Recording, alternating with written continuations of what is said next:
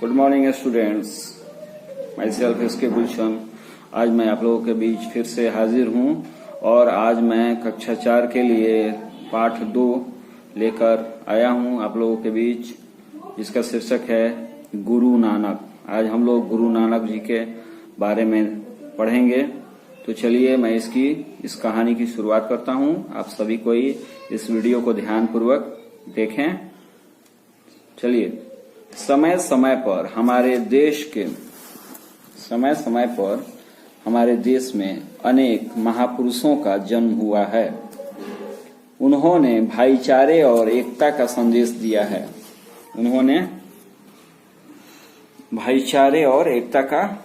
दिया है। ऐसे ही एक महापुरुष गुरु नानक थे। वे सिखों के प्रथम गुरु थे। गुरु नानक जी जो थे वे सिखों के प्रथम गुरु थे। गुरु नानक का जन्म सन 1468 ईस्वी में। गुरु नानक का जन्म कब हुआ था? सन 1468 ईस्वी में। कार्तिक पूर्णिमा को तलवंडी नामक गांव में हुआ था। कार्तिक पूर्णिमा को गुरु नानक देव जी का जन्म तलवंडी नामक गांव में हुआ था। यह स्थान अब पाकिस्तान में है। ये जो स्थान है वो कहाँ है? पाकिस्तान में है। इस स्थान को ननकाना साहब कहते हैं। ये जो स्थान है उसको ननकाना साहब कहते हैं। उनके पिता का नाम कालू चंद पटवारी और माता का नाम तृप्ता देवी था। पिता का क्या नाम था? कालू चंद पटवारी और माता का नाम तृप्ता देवी था। नानक की एक बड़ी बहन भी थी। नानक की एक कौन थी? बड़ी बहन। उसका नाम नानकी था। नानक की जो बड़ी बहन थी उसका नाम था नानकी। 8 वर्ष की आयु में नानक को पढ़ने के लिए पाठशाला भेजा गया। जब वे 8 साल के थे तो उनको पढ़ने के लिए कहाँ भेजा गया? पाठशाला यानी कि स्कूल। लेकिन उनका मन पढ़ने में नहीं लगता था। नानक जी का मन पढ़ने में नहीं लगता था। वे सदा ईश्वर के संबंध में सोचा करते थे। सदा किसके संबंध में सोचा करते थे? ईश्वर के, यानी कि भगवान के। घर पर उनको खर्च के लिए जो कुछ पैसे मिलते थे उन्हें वे गरीबों में बांट देते थे। उनको जो भी घर से पैसे मिलते थे उस पैसे को क्या करते थे कि गरीबों में ले जाकर बांट दिया करते थे। पिता ने देखा कि बालक का मन पढ़ने में नहीं लगता। पिता ने क्या देखा कि बालक का मन पढ़ने में नहीं लगता। तो उन्होंने एक दिन अपने पुत्र को 40 रुपए देकर लाहौर भेज दिया। उन्होंने क्या किया कि 40 रुपए देकर के अपने पुत्र को लाहौर भेज दिया। उन्होंने नानक से कहा, बेटा इन रुपयों से व्यापार करके कुछ कमा लाओ। यानी कि ये जो 40 रुपए हैं इनसे तुम कुछ व्यापार करो, कुछ बिजनेस करो और इससे कुछ पैसे कमा के लेकर आओ, यानी कि कमा लाओ। ठीक। नानक लाहौर की ओर बढ़ने लगे। नानक कहाँ बढ़ने लगे? लाहौर की ओर। मार्ग में उन्होंने साधुओं की एक टोली देखी। रास्ते में उन्होंने क्या देखी? एक साधुओं की टोली। उन्हें मालूम हुआ कि साधु 3 दिन से भूखे हैं। उन्हें क्या मालूम हुआ कि वे जो साधु हैं वे 3 दिन से भूखे हैं। उनका हृदय पिघल गया। उन्होंने तुरंत सारे रुपए साधुओं को भोजन कराने में खर्च कर दिए। उनके पास जितने पैसे थे वे सब उन साधुओं को भोजन कराने में उन्होंने उस पैसे को खर्च कर दिए। इसके बाद वे खाली हाथ घर लौट आए। यानी कि सारे पैसे खत्म हो गए और वे खाली हाथ अपने घर लौट आए। पिता को पुत्र के इस कार्य से बहुत दुख हुआ। उनके जो पिता थे उनको इस काम से बहुत ही दुख हुआ। उन्होंने नानक को बहुत डांटा। नानक को क्या किया कि बहुत डांटा। पर उनके व्यवहार में कोई परिवर्तन नहीं हुआ। उनका जो व्यवहार था वैसा ही था, कोई परिवर्तन उसमें नहीं हुआ। पिता ने पुत्र को सुधारने के लिए उनका विवाह सुलक्षणी नामक कन्या से कर दिया। सुलक्षणी नामक एक कन्या थी जिससे गुरु नानक जी की शादी हो गई। उनके श्री चंद और लक्ष्मी चंद नाम के 2 पुत्र हुए। गुरु नानक जी के जो पुत्र हैं उनका नाम है श्री चंद और लक्ष्मी चंद। परंतु नानक का मन गृहस्थी में न लगा।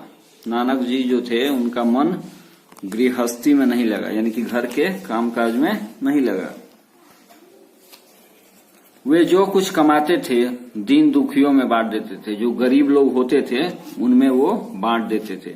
उनकी पत्नी ने उन्हें बहुत समझाया, लेकिन नानक पर उसका कोई प्रभाव नहीं पड़ा।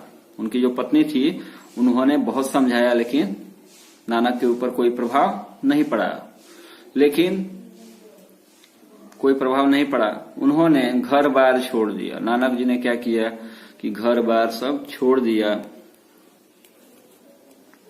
वे घूम घूम कर उपदेश देते थे, एक जगह से दूसरे जगह, फिर दूसरे जगह से दूसरे जगह, ऐसे घूम घूम करके वे उपदेश देते थे, लोगों को शिक्षा देते थे। उनके उपदेशों का सार था ईश्वर एक है, हम सबको उसी ने बनाया है। यानी कि सबको वो शिक्षा देते थे कि ईश्वर एक है और हम सबको उसी ने बनाया है। हिंदू मुसलमान सब उसी की संतान है। हिंदू हो या मुसलमान हो, सब किसकी संतान है? ईश्वर की। यही वो संदेश देते थे। उसकी दृष्टि में सभी समान हैं, यानी कि ईश्वर की नजर में सब कोई एक समान है, एक जैसे हैं। अच्छे काम करने से ही वह प्रसन्न होते हैं। अच्छे काम जब हम करते हैं तो ईश्वर प्रसन्न होते हैं। वे धीरे धीरे गुरु नानक के नाम से प्रसिद्ध हो गए। उनको सब कोई जानने लगा, गुरु नानक के नाम से वे प्रसिद्ध हो गए। नानक के मुख्य शिष्य थे बाला और मर्दाना। नानक के मुख्य शिष्य कौन कौन से थे? बाला और मर्दाना। अपने शिष्यों के साथ उन्होंने 3 बार भारत के प्रसिद्ध स्थानों की यात्रा की। उनके जो 2 शिष्य थे बाला और मर्दाना, उनके साथ उन्होंने 3 बार भारत के प्रसिद्ध स्थानों की यात्रा की। यानी कि जितने भी प्रसिद्ध स्थान हैं वहां पर उन्होंने अपने शिष्यों के साथ यात्रा की। एक बार वे घूमते घूमते बगदाद पहुंचे। एक बार कहाँ पहुंच गए? बगदाद। वहां के शासक ने गरीबों को सताकर बहुत धन इकट्ठा किया था। वहां जो शासन करता था, वहां का जो राजा था, वह क्या किया था कि गरीबों को बहुत सता करके, यानी कि उनके साथ बहुत जबरदस्ती करके, मारपीट करके और बहुत धन इकट्ठा किया था। नानक ने उसकी आंखें खोलनी चाहिए। नानक ने क्या किया कि उसकी आंखें खोलनी चाहिए। वे बहुत से कंकड़ पत्थर एकत्रित कर उसके महल के पास बैठ गए। क्या किए कि बहुत सारे कंकड़ पत्थर एकत्रित किए, यानी कि इकट्ठा किए और उसके महल के पास जाकर बैठ गए।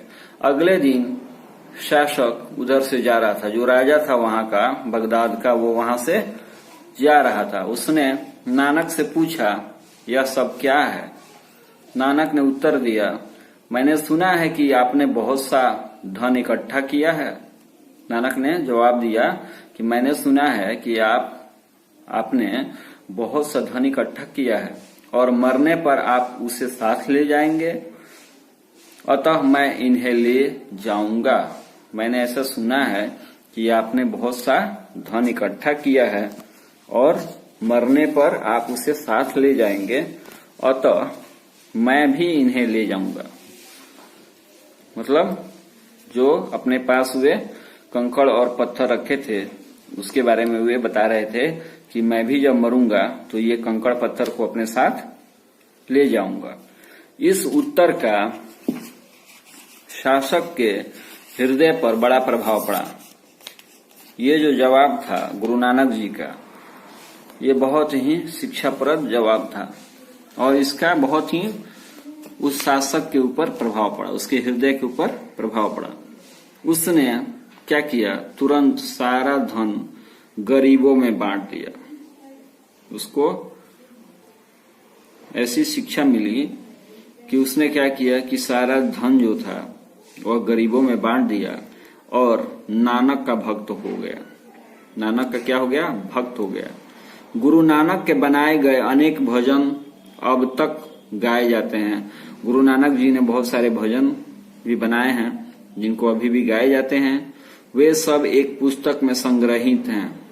वे सब एक पुस्तक में संग्रहित हैं जो गुरु ग्रंथ साहब के नाम से मशहूर है। गुरु ग्रंथ साहब नाम का एक पुस्तक है जिसमें गुरु नानक जी के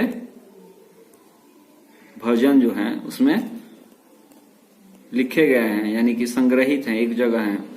यह सिखों का धार्मिक ग्रंथ है। जो सिख हैं पंजाबी, उनका यह धार्मिक ग्रंथ है। सिख इसका पाठ करते हैं, जैसे हम लोग रामायण, कुरान, बाइबिल ये सब पढ़ते हैं, वैसे ही सिख लोग गुरु ग्रंथ साहब जो धार्मिक ग्रंथ है इसका पाठ करते हैं। यह ग्रंथ सदाचार का पाठ सिखाता है। यह ग्रंथ क्या करता है? सदाचार का पाठ सिखाता है, मतलब सच्चे राह पर, सच्चाई की राह पर चलना सिखाता है।